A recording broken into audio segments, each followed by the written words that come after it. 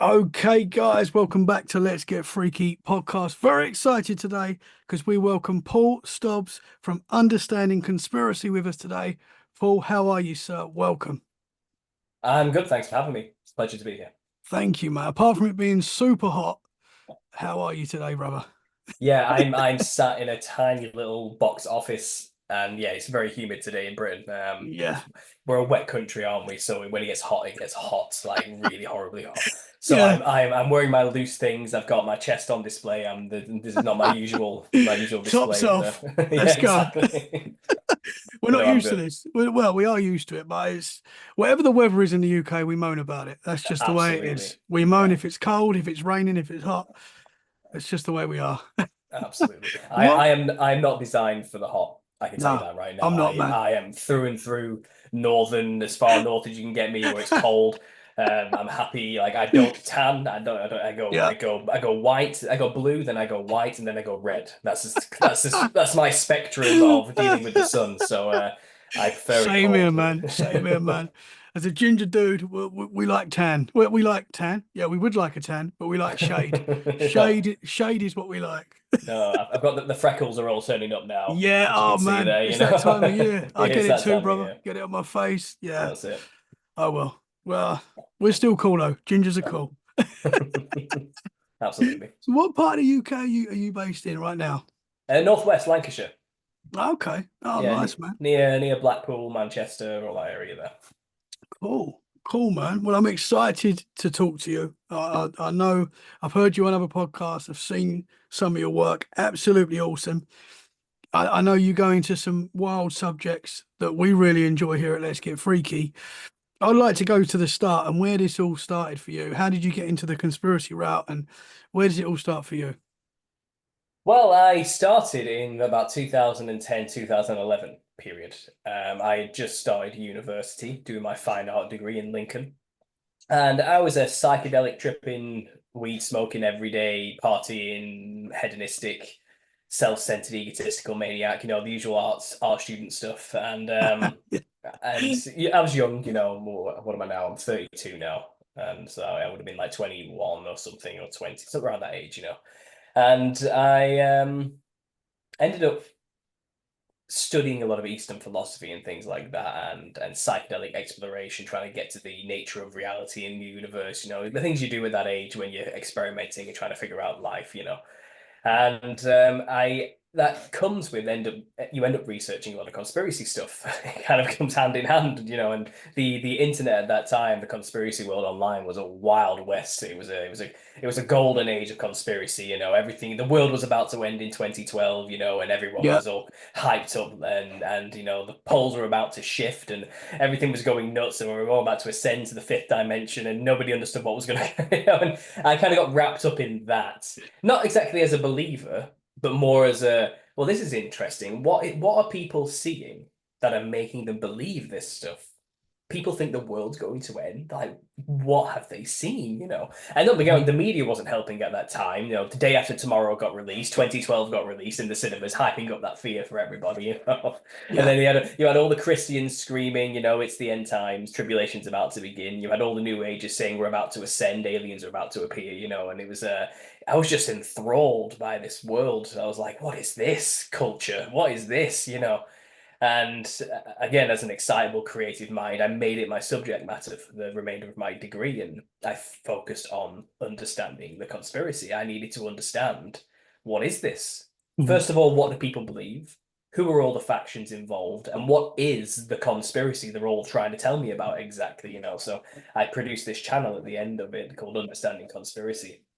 And that's when everything really truly began. Well, after I left university, I was left with this channel, and I didn't know what to do with myself or my life. And I had been studying enough of the conspiracy stuff by that point to find that all the answers kind of were in the biblical understanding and the perspective. So I became born again in 2014. After leaving university, I haven't touched a drug since. I'm stone sober, and I just focused on building my relationship with God and trying to understand what's going on. And as a result of leaving that life behind, Not finding any answers in the Eastern mysticisms or the drugs or anything like that. Not, but seeing enough stuff to know it's real. That there's another dimension. What I see is not all that there is. You know, there's more to existence than the physical universe. I knew that, but I was trying to find my way to get closer to God. You know, and I found that through His Son. But then I found once I stopped all the drugs, I started to get what people would classically call demonically oppressed, or demonic attacks started to happen. I started to have really terrifying encounters with entities which just scared the crap out of me and literally tried to kill me. Oh, Um, man. yeah, so I had a few experiences over those 2 year period coming out of university. So from about 2014 to 16, I kept having sleep paralysis, demons attacking me in that, you know, having to wrench myself awake, screaming and kicking, you know. I had dreams where a hat man figure came towards me and tried to basically kill me, and I had to run. I woke up from that kicking and screaming and wrenching as well. And I've documented all this on my channel. You can go back and see it. I made a visual description of that encounter, you know, and there was this other encounter where I randomly passed out in my parents' living room. I was still living with my parents at that point, coming fresh back from university. What else are you going to do with an art degree, you know? So I ended up. So I remember, I know about it, bro. I used to do yeah, performing arts, so I yeah, exactly. Well, that's what I in the mean, yeah. same boat, man. But Yeah. I remember collapsing, and I went paralyzed. This is for no reason. I was just sat there watching TV with my dog next to me. You know, I wasn't doing anything particular.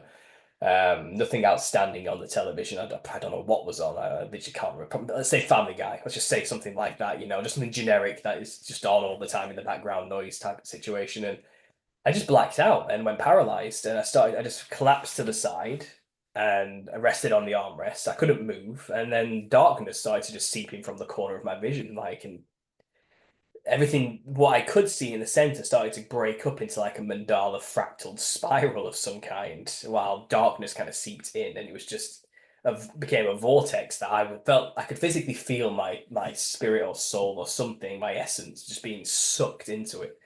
And I was terrified. I thought, this is it. I'm dying. I'm having a brain aneurysm or something. Or I'm having a stroke. I don't know what was going on. You know, I was just terrified. I thought, I'm dead. Like this is it. I'm dead. But I quite literally just muttered under my breath the best I could. Silent, it wasn't very loud because I couldn't move, but it was, Jesus help me. And then bam, I'm back in the room, full cognitive. I can move my arms again. I'm sweating profusely, hyperventilating, obviously, because I thought I was about to die. But it stopped.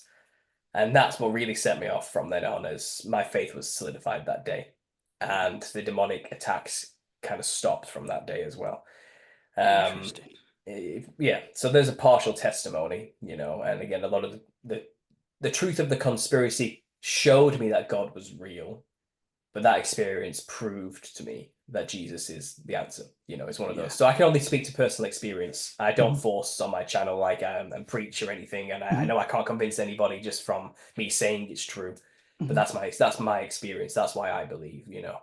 And Yeah, from man. that day, you know, there's one more vision that came to me, and it was somewhere in that 2 year period. But you know, when you my memory's not the best, so it's a bit of a Yeah. blur. But I Same, did, man. It all goes I, into one. yeah, it's all one experience to me. This, you know, and I had this vision, and it was another completely unprovoked moment. I was just minding my own business. I think I was walking down the street actually. I can't remember where or when exactly, but I was awake. So I'm not dreaming here or anything. And I had what's known as a DMT flashback.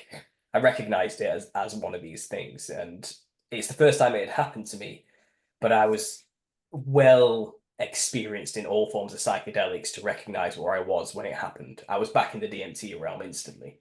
It was only for about 10 seconds.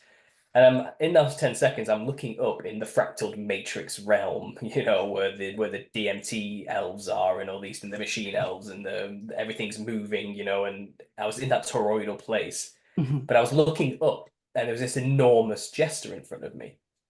And it's the only word I have to describe what I was looking at. A black and white fractal lined patterned, big purple lipped, wide grinning, glowing, bulbous eyed, skull horn shaped head, jester hat looking, creepy ass giant. That's the only way I can describe it. And it was looking down at me. It knew I was there, you know, and it just had this big smile. Just, it was very unnerving. And I'm looking up at this thing like this. I looked like a grasshopper in its sight. I was tiny. And it was so large, I swear it had its own kind of ecosystem growing around it and orbiting it. There was like metal golden vehicles whizzing around like flies in comparison. But if one of them landed next to me, it would be bigger than me, But to this giant, it's like a fly buzzing around it. And I don't know, I didn't know what to do with that because I was back suddenly and I was like, whoa, okay. Now I knew enough from my DMT days that people see jesters when they take dimethyltryptamine. I knew that, so I had finally encountered one for myself 2 years after quitting the stuff and being sober. So this wasn't a DMT experience where I was seeking it, that type of thing. In fact, when I was looking for them, they never turned up. I never saw anything. But as soon as I quit the drugs, they attacked me, they tried to kill me, their presence was known. And I don't know. I've theorized that perhaps, and this comes from the back of my research into spiritual warfare and how demons operate, because I was no longer useful for them. So I was no longer taking drugs that they enjoyed feeling the pleasures of through my body. They pretty much had the attitude of, well, if we can't have you, nobody can. And that's when they decided to kill me or take me out. I was no longer useful. And Yeah. I think they may have had a window of opportunity there while I was still a new Christian to kill me before I solidified my faith and understood the power you can have over demons by using his name and authority given to you and casting them out. So I think they tried to get me before that point. Mhm. But then obviously that experience where I called on Jesus and was saved, I think they left me alone after that day because now it's too risky. They know what I can do now, that I know I can do it. That's Mhm. the issue, A lot of people Yeah. don't know the authority they have over demons with that name. And Yeah. because I practically did it, I think they decided, right, it's too late. We need to cut our losses and leave. But they did try to kill me up to that point. They were going at it. And a lot of my work today is a love letter to the psychedelic community to Mhm. try and teach them that those things you see in these other realms, these jesters that you communicate with, these things you think are a Jungian archetypical reflection of the human collective psyche, and they represent the shadow of humanity that we need to contend with in order to better ourselves. I'm telling you, that's a load of bollocks, pretentious nonsense. These things are tangible, real entities with a separate history to us and a reason for being there. They are not some collective reflection of humanity's consciousness. They and the history can be proven not only through the biblical narrative, but through outside sources and other world mystery mythologies that all talk about giant cannibalistic, bloodthirsty giants who subjugated all of humanity and ruled over them as kings and rulers and ate them and cannibalized each other. These Mhm. are the Nephilim, quintessentially. So Yeah. then after having these visions, after having these experiences, and after versing myself in biblical history and all the extra books like the Book of Enoch, the Book of Giants, the Book of Jubilees, Jasher, all these type of things, and then understanding the Genesis 6 narrative of the Watchers mating with human women to create offspring giants, learning more about who those angels were exactly and what they looked like through other books like the Book of Amran, which gives the description of the angels, has serpentine features. I was speculating for a while, the artist I am. So what did they look like then? What did these creatures? We know they have 6 fingers and 6 toes, and we know they were really tall. That's all we can really glean from the mainstream canon of the Bible. But I realized if you look at all human histories and mythologies, everywhere contended with these things, and they all represented them in their own style and all in their own way. And you start to realize, and this is what my work is about and what my book is now about, based off the series spanning over 8 years, Mhm. they actually look like what something we would call a clown. And there's a Yeah. reason for that, a very specific reason for that, because they are an amalgamation of a fiery flying serpent, a seraphim class angel, those closest to God's throne, who he trusted the most to be the watchers over humanity, who had mixed with the daughters of Cain, which were, it seems, like a pale, white skinned, very rebellious sect of humanity. When you mix a pale white human with a fiery, flying, psychedelic patterned serpent, you get something that looks like a clown. And these are represented throughout all cultures under many names. The Indians call them Rakshasa demons. The Aborigines of the Kimberley region of Australia call them the Wandjina. They call them the Gorgons in Greek mythology. They call them the Wild Man in European mythology. They call them the city Ka in the North American Paiute traditions of battling pale-skinned, red-haired giants who hate them. They have many names, Mhm. but they're all fundamentally the Nephilim as an umbrella term through the biblical narrative. And we can know what they look like by doing a comparative analysis of all of these cultures' representations of their versions of demons. What we call a demon is not an angel or anything of the sorts. It's not something that kind of is like I said, a reflection of humanity's darkness, manifest physical or something like that. They are quite literally the disembodied spirits of the Nephilim. That's where we get demons from. And that's what Jesus was casting out. And that's what my work has been showing for 8 years. And that's pretty much it. The thing that kicked me off and actually inspired this connection more than anything was in 2016, there was the creepy clown sightings Mhm. where people were standing on street corners dressed like menacing clowns, scaring the crap out of people, you know. That was a weird time, man. It was a weird time, wasn't it? Yeah, but as somebody who'd been versed in the occult for so long and secret societies and how the conspiracy operates and how symbols and signs work, I knew, okay, so every news station is reporting this all across the earth, not just in America, but in the UK and in Europe as well. When the news points the camera at something, they want you to see that. There's a purpose. Mhm. They Yeah. don't put anything on that screen without it meant it needs to be there. They're trying to say something, they're communicating something. Everything's signs and symbols to these people. So the clown must be a symbol for something. And that's what led me to go on with this research. And that's what kind of put two and two together. And the more I dug into it, the darker it got. Yeah. And the more evident it became that this isn't just me saying some ancient giants in the past look like clowns. This also delved into where we get a clown from is intimately linked with secret societies. They created it, and it is a purposefully crafted, caricatured symbol to represent Nephilim features amalgamated into a silly costume that we call a clown. But this costume mimics the same costumes worn by ancestor spirit worship cultures on every continent who dress that way to channel the spirits of the Nephilim, or what they call ancestor spirits. But they're not talking about grandma or Wow. granddad, they're talking about ancient gods. And when you see that these cultures today are still practicing these things where they dress in clothes that we would call clown-like, they make the skin really white with makeup or powder, they put red blotches on the nose and polka dots all over the face, they put a red Mhm. headdress on of some kind, and they wear clothing covered in fractal, multicolored tassels and ribbons and patterns. They are dressing like something we would call a clown in the West, but what they're doing is they're dressing in a costume to specifically channel spiritual entities. And when we wear a costume like that in the West, we think we're just doing a bit of fun for the kids. We don't understand the spiritual implications of what we're doing, and it was designed that way. So there's the entire theory Wow. summarized as quickly as possible. Yeah. But there it is. Super interesting, man. And makes a heck of a lot of sense.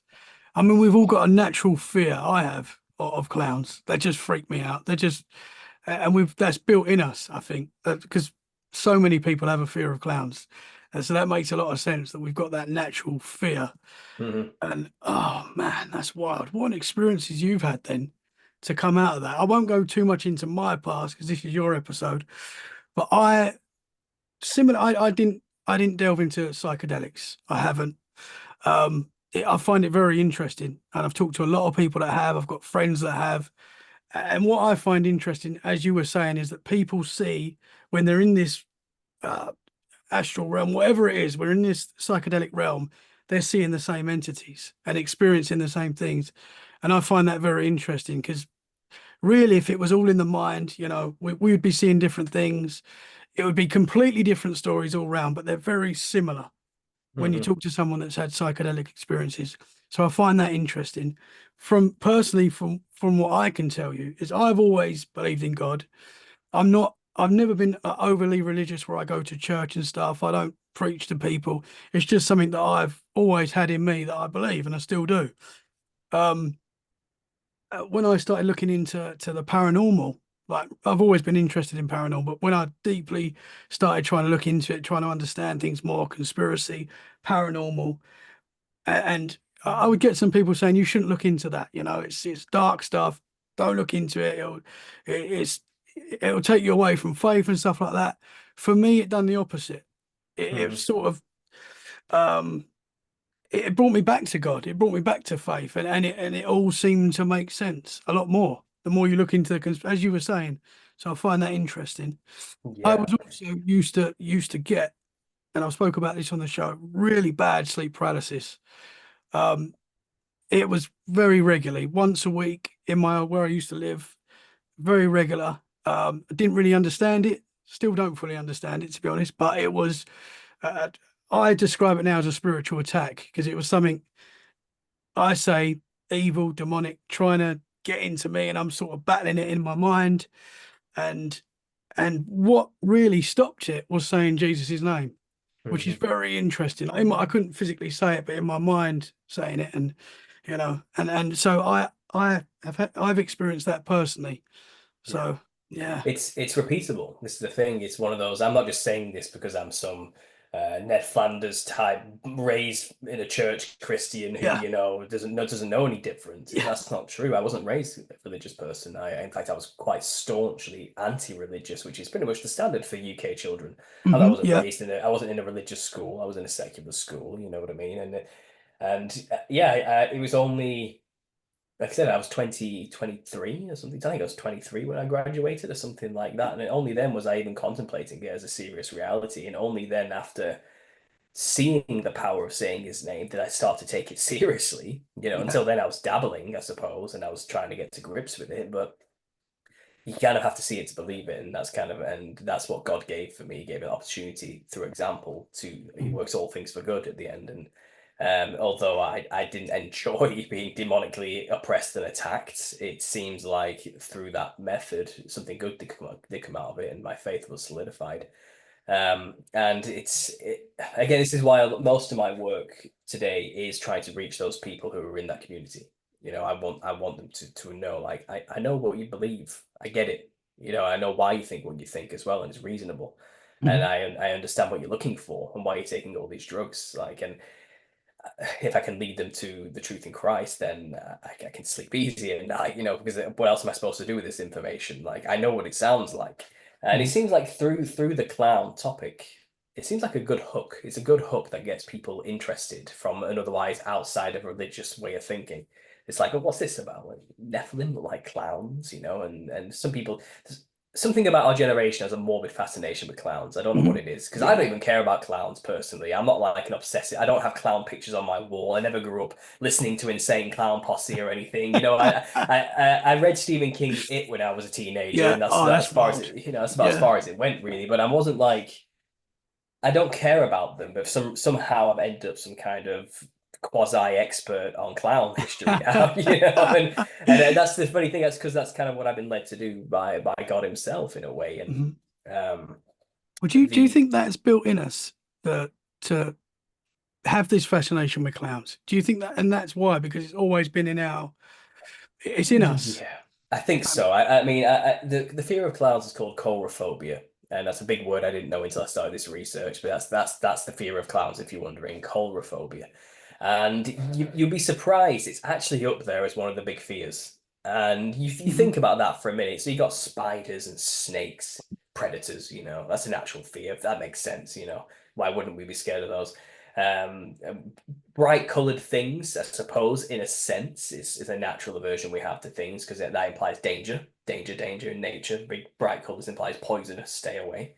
Mhm. So you apply that to a clown already. That's you're borderlining a reason to fear something there. But it seems silly, doesn't it? Why are you scared of a man in a silly costume? Heights, reasonable fear. Yeah, you fall, you die. I get it. I get why people are scared of heights. So you got Yeah. things like that. Rational fears. Clowns is a little bit irrational, but surprisingly, it's up there in like the top. It's like in like the top 20 or so. It shouldn't be as high as it is in terms of fears for humanity, but it's up there. And every year you'll find there's always an article released. It's like clockwork. It's around the October period, and maybe just before October in September. All newspapers will release articles saying new study explains why people are scared of clowns, and it's like they can repeat it, it's like they're trying to beat it into our minds why we're actually scared of clowns, and they'll tell you it's a natural response to the uncanny valley feeling, where it's almost human but not quite. And naturally, humans, we read people's emotions by seeing their facial features move. And when we can't see the facial features of somebody, we naturally get a feeling of distrust. It's kind of, that's what they try and tell us. And I'm starting to think, yeah, maybe. Or perhaps we do have a collective memory of these things eating us alive. Maybe they were actually predators that hunted us at one point, and we are naturally terrified, coded into our DNA through like hundreds of years of being subjugated and eaten, hunted as prey. Perhaps it's built into us to naturally be averted to anything that has that kind of visage. Who knows? Yeah. But my research seems to say, yes, that likely is more likely the case than the overcomplicated, well, it's a bit funny looking, that makes us uneasy. It's like, okay, why does it make us uneasy, really? It's because anything with a big wide smile and big eyes is a predator. It's a predator to us, and we have the natural predator-prey response when we see those things. It's built into us. That makes a lot of sense, man. I mean, even clown makeup alone, they often have a big slit going down the eye. Have you noticed that? Yes. It's a really common motif. Two lines going down like that. Sometimes they do a cross, but even that's just a symbol for it being a dead entity, undead entity, like a spirit, let's say. But the line going down the eye, well, that's a slit pupil. That's a serpentine slit pupil. And there's only so many animals in the animal kingdom that have slit pupils. Cats are other species of them. There's one canid, it's like a wolf hybrid. It's a really weird one that has slit pupils. There's one species of bird that has slit pupils and that hunts really close to the surface of the water. And serpents have slit pupils as well. So there's not many animals, but the ones that do are predators. They're all predators because it gives them a narrow view on a flat plane, a focal point. They can really pinpoint things and see things at a distance. Clearly, they can see movement, pinpoint and clearly from a distance, and they can hone in on things and go for it. That's the advantage of having a slit pupil if you're a predator on the plains. You'll find prey animals like sheep have flat pupils going sideways because that gives them a broad view, and their eyes are on the side of the head usually, of predators all around them. Gives them a 180 view of everything around them, or 360, But predators have eyes in the front, slit pupils for pinpoint precision. So clowns who have that makeup, when the performer closes his eyes, it looks like it has massive slit pupils. Because it's a reference to something the Nephilim also would have had inherited from their dragon parents, the fiery flying serpents. So a half serpent, half human would look pretty trippy. You have to imagine this. You mash those things together, you're going to have bulging eyeballs, possibly with slit pupils, maybe not. It depends on what DNA takes over more than others. They would have weird skin, like a scaled human skin hybrid. It'd be pearlescent and shiny like a serpent, but matte and white like humans. It'd look very weird. And they'd have a big wide mouth because serpents can dislocate their jaws to eat their prey. And they would inherit something similar. They probably have a double row sets of teeth to fill that space. So they have terrifyingly wide smiles. It would look really weird. And they possibly have lips, which serpents don't, but humans do. So they have red lips going all the way down to here. It would look uncanny. It would look terrifying, Clown makeup is often with red makeup going all the way down the sides. It's very common to see, a clown with a mouth like this. Yeah, for good reason. That's a serpentine trait inherited from their parents. So the white skin predominantly, I think, is inherited from the human side. From what I've gathered, the daughters of Cain. It's possible. One theory goes, if you're to believe the book of Lamech of Cain and Leviathan, it's a extra canonical apocryphal text which you may or may not consider canon, but it may or may not be. But they say the mark of Cain was leprous grey-white skin.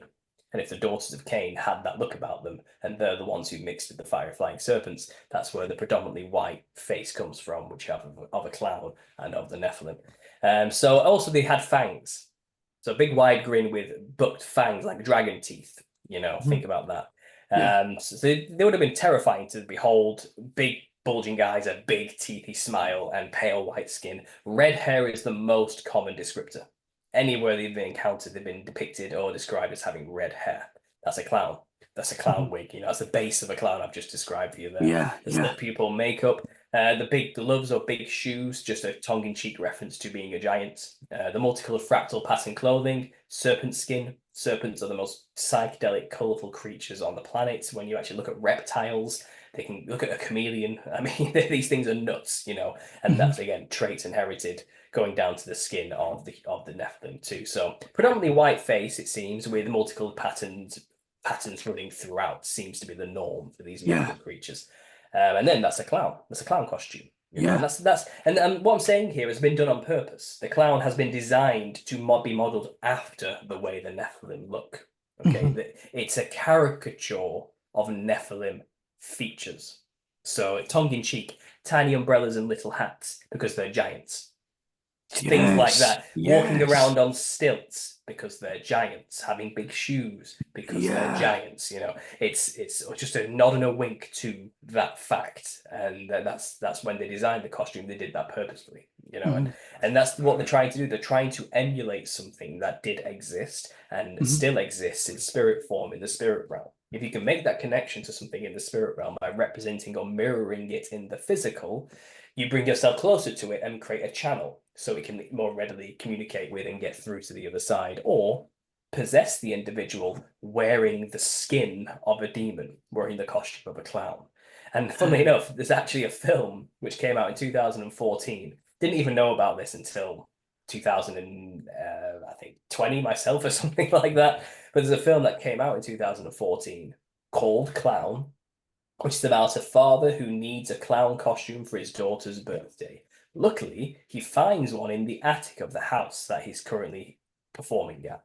He puts on the clown costume, does the performance, goes to take it off. He can't, it's stuck to his skin. He tries to rip the clown nose off and tears off his nose, and as a result, it's fused to him. And then he slowly starts to change and become like a reptilian monster, scaly skinned reptilian monster as it fuses more to his skin. And he has to eat 5 children to free himself from the curse of the cloyne. Oh man. He's basically put on the skin of a reptile demon called a cloyne, and now he's possessed by it until he gives the correct sacrifices to appease it. That is a tongue-in-cheek reference to what I'm talking about here. If you wear the costume of a clown, you will end up channeling the spirits of the Nephilim. And the aim is to give it things through Mhm. your body. It will feel whatever you do to yourself. You drink whiskey, it feels that. It likes that. That's the transactional deal here. And in return, it will either give you your freedom, which is what most people want when they don't realize what's happened to them, or power, strength, knowledge, information. That's why these tribes do it. They're after something. We need to Mhm. channel the demon, appease it, sacrifice things to it, and then we'll get stuff. You know, that's Man. always been the deal, and that's what these deals still are all around the world. But Yeah. it seems like the Freemasons, when creating this costume, and we'll get into the history of that in a minute, but it seems like they were trying to create a occult symbol that the public wouldn't recognize as for what it really is, so they Yeah. could publicly do these things and stay hidden, basically.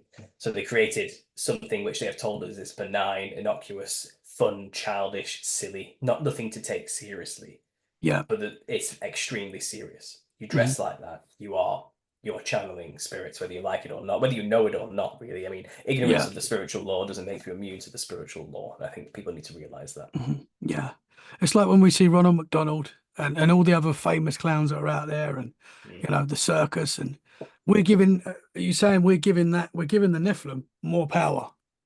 We're creating more channels for them to readily influence our reality. Yeah, Mhm. it's like for example, every year or every couple of years, there's a Joker reboot.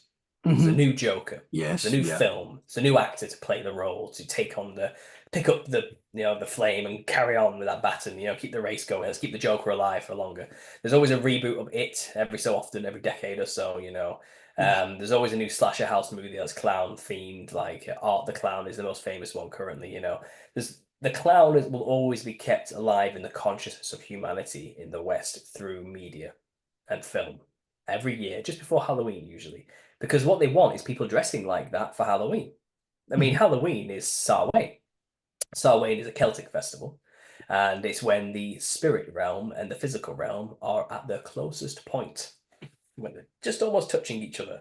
And if you start dressing like things during that time, which we do for Halloween, then you're opening up channels which would be stronger at that particular ritualistic festival than any other time of the year. So the more people can get dressing like clowns every year, the more channeled entities they can get through to the other side, the more people that can get possessed. Once you let it in, it's in. You know, it just needs a foothold. You don't have to continuously dress like a clown once you've allowed a demon in. It's in. It's opening. You're opening up a portal, a channel. That's the point, you know. And once you let it in, it'll hold on for dear life, because these things do not like being cast out. They don't like where they are. You know, where they are is a dry place. It's described as by Jesus himself, and they wander seeking a new home desperately, because they just hunger and thirst and have no means to quench that hunger and thirst. And the sooner they can get into a human body, the sooner they can feel that pleasure through their senses. That's what they do. They lock into your senses, and anything you eat, anything you drink, anything you do with your senses, it experiences, and it's craving that all the time. That's what demonic possession really is. That's why they do. Don't forget, these things used to be kings and rulers of an ancient world, and now they're nothing. They don't even have a body. They are desperate to get back to that position. And there's all sorts of conspiracies about bringing the Nephilim back and all these, creating bodies for them to inhabit. You know, maybe transhumanism is a part of creating a robotic body with an AI mind of some kind, so the devils can come back. You know, but that's neither here nor there. When it comes to dressing like a clown, that's the quickest, surefire way to allow them to enter your vessel quickly, and it's utilized as such. So, in the music industry, for example, the secret isn't to have any talent. It's not being able to sing. Dress as much like a psychedelic clown monster as you possibly can, and you will be chosen, and you will be elevated, and you'll be at the top of the charts in no time. Even if your songs are absolute rubbish, it doesn't matter. You will get to be in the spotlight will be put on you. Why? Because you can become an idol for them, and then other people will emulate you and dress the way you're dressing, with your pale white skin, red haired, fractal patterned, big red bright lipstick look you've got going for yourself. You think you're so unique, just copying, you know, David Bowie, basically. You know, it's kind of. But the point is, if they can make that person an idol who looks like that, more people will copy them to be like them. More people in the industry will dress that way, thinking that's what I need to do to be famous. It's a feedback loop, and more people, the more fashionable it becomes to wear those aesthetical features, the more channels they're opening up, and that's always been the game. It's why, for example, in the Hunger Games, the Capitol fashion is as clownish and as psychedelic and colourful and crazy as possible, because that's a society fully given over to the demonic, sacrificing humans on a regular basis. You know what I mean? They've put it everywhere. In fact, it's always been there.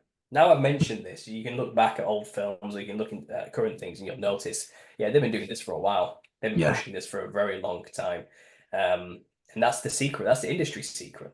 Dress that way, and you will be famous. It's like something you hear in the conspiracy world a lot, is that they have to tell us. They have to let us know what they're doing. They don't have to like come out with it, you know, as it is, but they give us little messages, and that's how we pick up on these things. But the consistencies are there, and you can see it, as you're saying. Man, that's wild, bro. I mean, there's even clown serial killers. John Wayne Gacy, classic example. Yes, yeah. You know, he killed 33 people. Come on. How on the nose could you be with the numbers there? Like 30, are you joking me? 33 people, you know. And it was only after he killed quite a lot of people that he started dressing like a clown.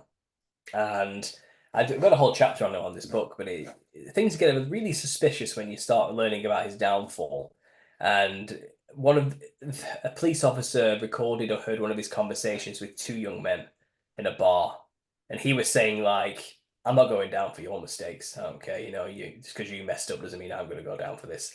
And basically, he was talking to traffickers, people who traffic young boys, who were a couple of his victims. He got them from these people. Okay, and he didn't seem too bothered. He was a member of the local Moose Lodge, which is an affiliate lodge to Freemasonry. So he was a member of the Freemasonry. He had a Secret Service pin in one of his images as well, you know. But he only started dressing like a clown at like the peak of his murder spree. And you start to wonder, like, does life imitate art? Does art imitate life? Did he start to get in touch with the demonic and then start to dress in a way to reflect them more? The more demonically influenced he became, did the demon within make the vessel look more like a demon? Or did he start dressing more like a demon because he wanted to work with them more? I don't know, but it's odd that he made that choice. through halfway through killing everybody. It wasn't Yeah. immediate. It's an odd Interesting. timing. And Yeah. when you look into it, he actually it was like a half an hour drive away from his local lodge called the Royal Order of the Jesters. And he's only an hour and a half north of the Indianapolis headquarters for the Royal Order of the Jesters. And the Royal Order of the Jesters have been embroiled in human trafficking scandals.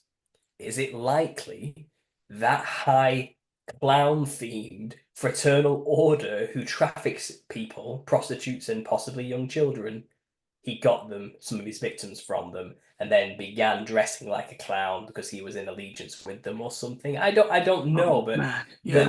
his where he was and what his surroundings were, the people he communicated with, the way he behaved and acted, you have to wonder. You have to Yeah. wonder now, especially in light of this type of information, this Mhm. Nephilim clown connection.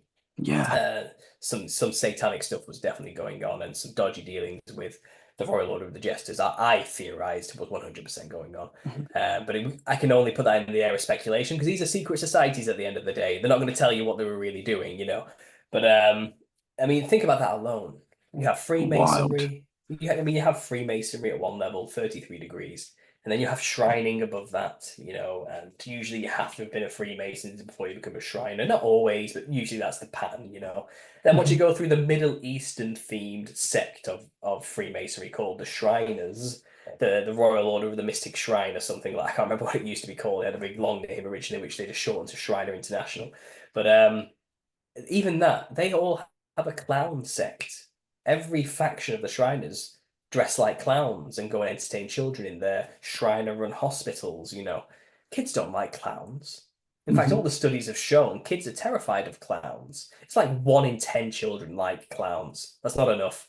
Mhm. Like that's Yeah. that's not Yeah. For that's sure. all the studies have shown they're mortified of them. So why these people, these high level occultists, dressing like clowns and entertaining dying children? You have to wonder if they're not just channeling the fear from these kids and feeding the demons within us something, as again, a wild speculation. But Yeah. when you know what the costume of a clown really is, you have to reinterpret these events. Yeah. They're not fun for the kids anymore. It's become something nefarious. And then above shrining, invite only, and you have to have gone through the highest levels of shrining to become a member. You might be invited to become a member of the Royal Order of the Jesters. Jesters? Why is being a jester of the highest pinnacle of Freemasonry? Yeah. That's odd, isn't it? It Not until is. you realize, well, the Nephilim, the demons they interact with, and are basically just a step below in the hierarchy of Satan's kingdom, looked like clowns. So, of course, to be as close as possible to a Nephilim, to be a jester, is of the highest honor for a human on this plane, and it's probably something like that. And it's Mhm. it's it's twisted, it's messed up, it's weird. And again, these are the type of connections you can start to make very quickly once you start really putting into perspective what I'm talking about here. And Yeah. I've only probably covered 15% of the research I have on this. Wow, It's man. it's wild. It I'll let you is go anyway. wild. I've talked a lot there. I'll let you No, go. man, I could listen to you all day. This is fascinating. It's wild. Were you the first to have the clown Nephilim connection? Or was this out you was the first one to have that? That's I was awesome. I started the series in October of 2016, and I was the first person to do it formally, actually make a series about this topic. Hmm. I think there was a channel called Groxt One who was big in like 2010 onwards, who used to find clowns in Google Maps, and he Hmm. would he would talk about clowns or something as a demon in a sense, but he never talked about the I don't know. He never did this, whatever this was, but he was looking for clown shapes in street maps. So I guess kind of he made a link between demons and clowns, sort of. Also, there was a video made by a channel called The Epic Conspiracy, which in my initial research is the first thing I was looking for. Has anybody looked at this before? Has anyone even mentioned this connection before? And I found a video, and it wasn't even titled Clowns or Nephilim. It was just called The Truth About the Nephilim. And by chance, I clicked on this video because it came up. And he wasn't a conspiracy theorist. He was just some guy taking the piss out of us, having a laugh at conspiracy theorists, saying, well, I'm absolutely fucking idiots. These people believe this stupid stuff. So he made a mockumentary, History Channel style mockumentary about the Nephilim, talking about the Nephilim and how they looked. And he was like, they had red hair and white skin. This could only mean one thing. They were interdimensional killer clowns from out of space, you know. And he was making a joke at our expense about anybody who even believes in the Nephilim. And that's the closest anybody's ever come to making that kind of connection that I could find Interesting. prior to what I was Interesting. doing. But after I watched his mock video, I was like, you're Yeah. way closer than you even know you are. Yeah. You know, Yes. so I went on to make all these connections I've discussed today since then. Obviously, and it's been 8 years since I made the first video in October 2016. It's 44 episodes in now, and I've just published the first book on the thing. Yeah. The second one's coming out next year, which will basically summarize everything I've ever said on the matter into one solid thick tome. You know, this is 300 pages alone. You know, so another Wow. it's gonna be a 600-page epic once I'm done. Yeah. Because there's so much to be said on this. But after I made my first 17 episodes, I had to go off YouTube for 5 years. I was a manager at Aldi, and they found my channel and threatened to demote me if I didn't stop making videos. No way. Yeah, they said, we're just trying to protect you, Paul. You know, because if a staff member finds your videos and they get offended because you say some controversial stuff on there, it's kind of like, this is a multicultural, diverse company, you know, and if they get offended, we're not going to be able to defend you. You know, it's kind of okay. So either I get rid of the channel or you demote me from this job I've just been promoted into. It wasn't my proudest moment, but I capitulated. I shut the channel down, and I basically was an Aldi manager for 5 years, getting more and more miserable every single day. And 5 years later, so at the beginning of 2023, I quit after getting attacked by a member of the public for not serving them alcohol. It was it had Oh, snapped. man. I'd snapped, you know, and I'm like, that's it. I am not an Aldi manager. I am a conspiracy theorist, and I just quit. Yeah. That was done. And but during those 5 years, from 2018 to 2023, I hadn't made any more videos. I had 17 episodes, and that was it. And they disappeared because I had to hide everything. I didn't delete them. I just made the channel hidden, you know. But then in 2022, I think it was, maybe 21, a channel called Conspiracy R Us, who was actually a regular commenter on my old videos. I remembered him from years ago. He made a video called The Nephilim Looked Like Clowns, where he talked about my work. He says, there was this guy who made these videos, his channel's gone now, but he came up with this concept about the Nephilim looking like giants, you know, looking like clowns. And he basically reiterated all my work, and it blew up. People were really popular, loved it, and everyone started subscribing to my channel again. Even though I'd not made anything in like 3 years, you know what I mean, like 4 years by this point. So I felt like the heat had died off a little bit by that point. I was like, okay, I could probably get away with making the channel visible now, and no one would even notice because it's been a while. People have come and gone, you know. It's a different environment now, different managers, all this type of stuff. So I did. I made the playlist available again, and people just kept watching them and were getting blown away by it again. So I thank Conspiracy Horrors at the end of the book. He's one of the people for keeping it alive. I don't know if he's seen this yet, but he is right there, Conspiracy Horrors, for That's keeping this awesome, alive man. when I couldn't. And he made a few episodes on that, you know, and when I came back, he said, cool, man, I don't want to make videos on this topic anymore personally, because he has this other thing, you know, about his ancient history thing. He said, I'm going to let you just carry on. And I'm like, oh, thanks, you know, fair enough. Awesome. So I carried on, picked up where I left off in 2023, and I've made like 30 more episodes since, because I just had 5 years to study and build up all my research on this. And I just came out with it all, you know, and the channel's grown exponentially since. I think I started with like 8,000 subs, and I'm on 50,000 now. And again, Wow. I said I'm going to write the book on this subject, and the support was overwhelming. The GoFundMe raised 10,000 over 10,000 in pre-orders, and I've been sending those out now. It's published, and it's been incredible, and the response has been Awesome, amazing, man.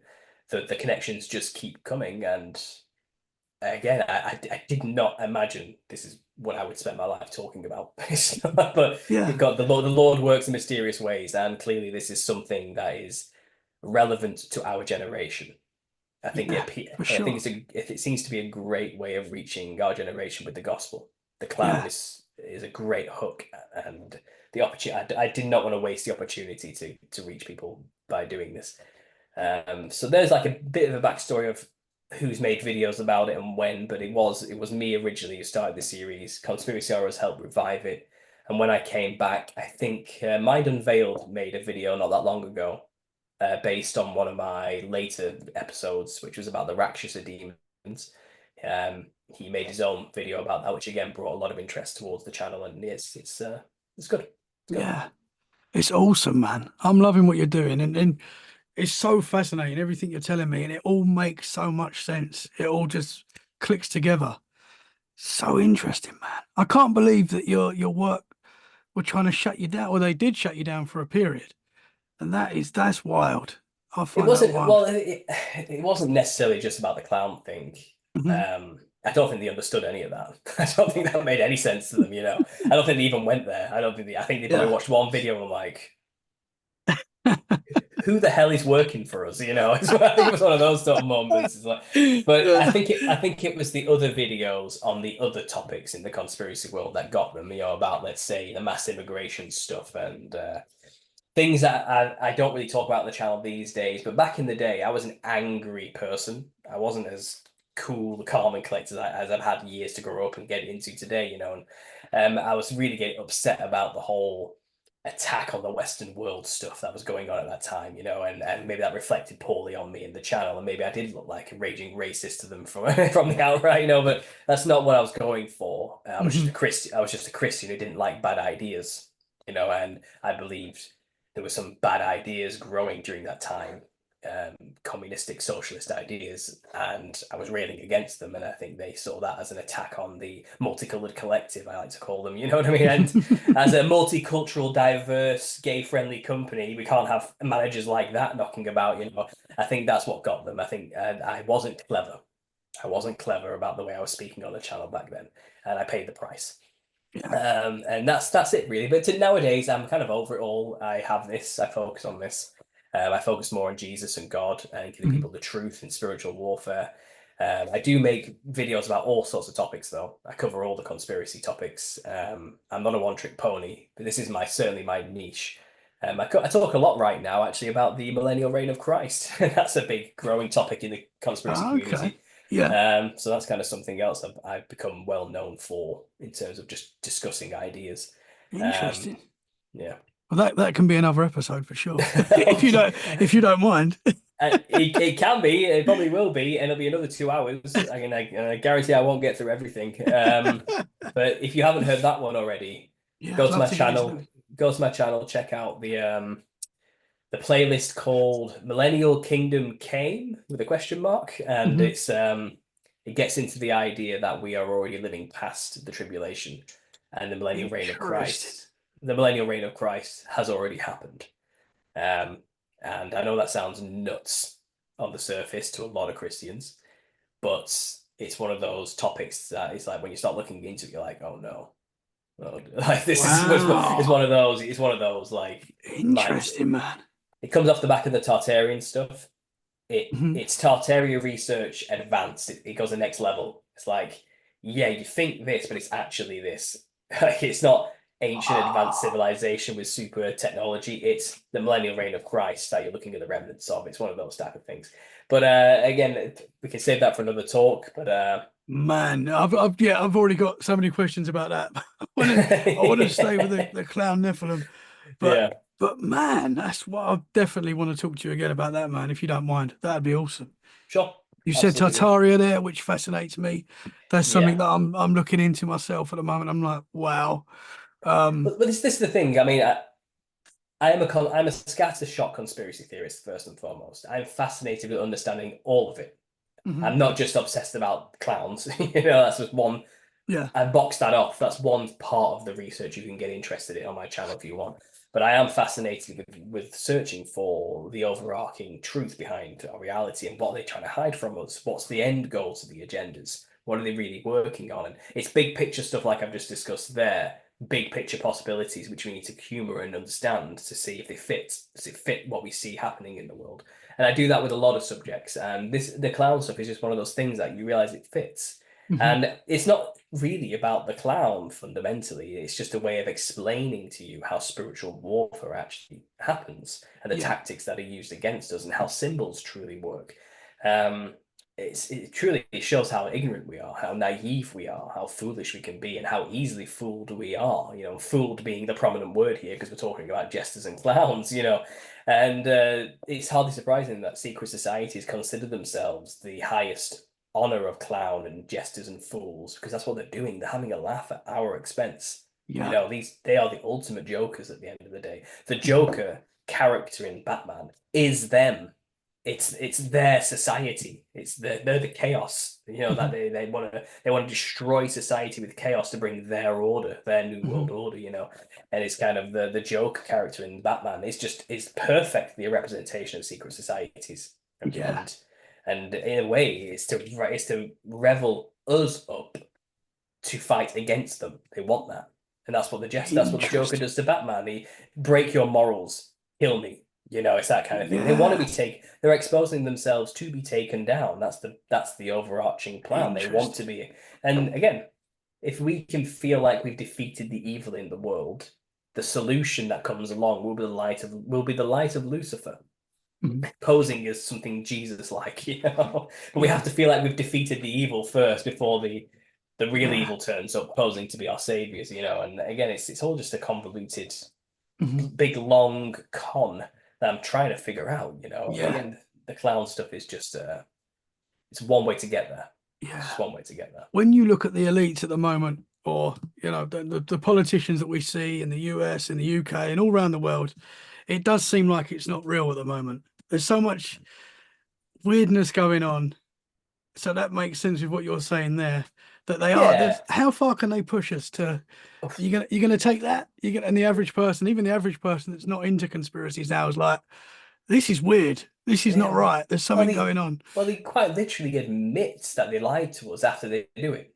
Yeah. Like this is how it's like they want us to discover that they're inept and stupid and evil. Like Mhm. it's like, whoops, I accidentally dropped this top secret file that leaked all over the Yeah. internet. What are we Yeah. gonna do now? You know, and it's kind of like we don't do anything because we're so passive and brainwashed and dopamine up on Yeah. media and drugs and everything else that we just don't have time to like react in any Mhm. reasonable way other than maybe post an angry tweet or something, which is very Yeah. Yeah. confined to a useless action, you know. So they pretty much got us in that respect, which is why the only weapons we really have to fight back is knowledge, is information.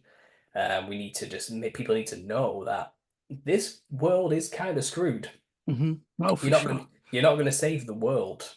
You need to keep your eyes on things in heaven, build up treasures in heaven to what's to come after this world, and that's the blessed hope through Christianity that it gives us.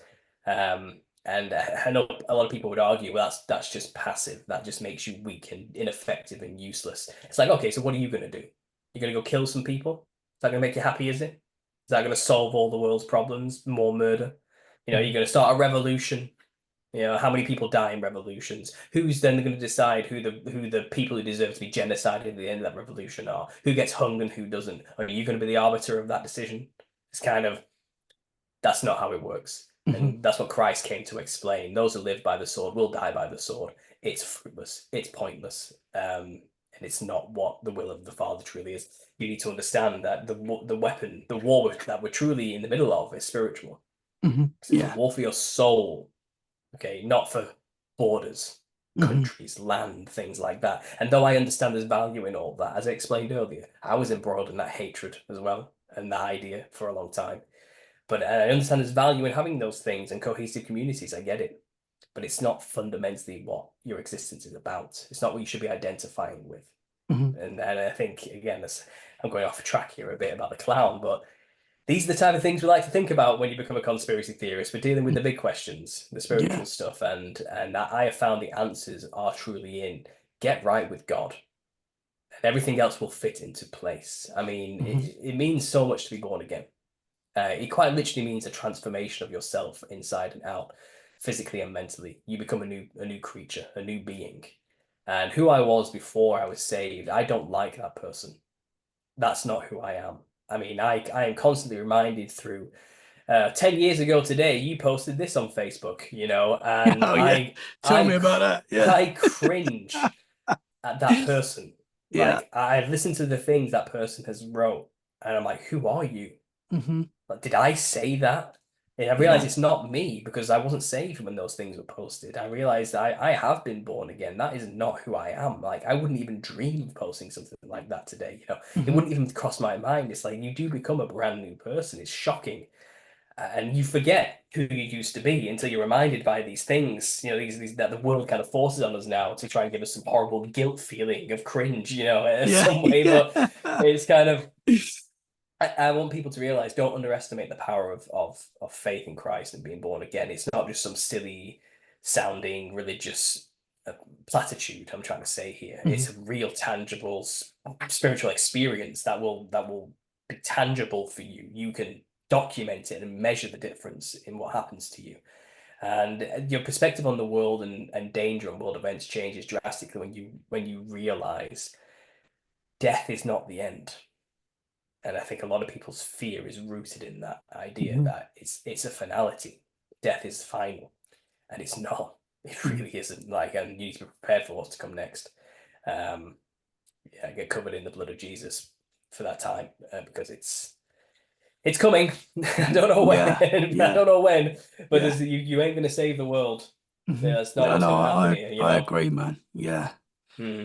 Do you get, because obviously with the Nephilim and the clown connection, do you get a pushback from the Christian community with that?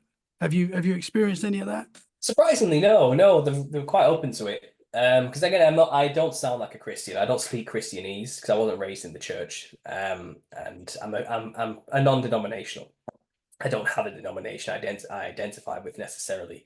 Because I haven't solidified my beliefs on, let's say, eschatology and end time stuff, or it's kind of.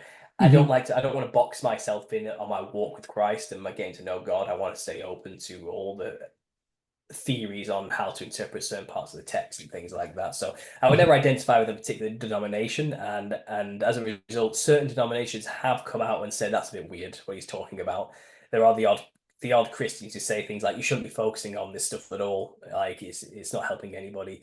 There are some Christians who believe KJV only. You cannot read the Book of Enoch. That's been proven wrong. Type of attitude. Like we don't look at that book. Like ignore that stuff.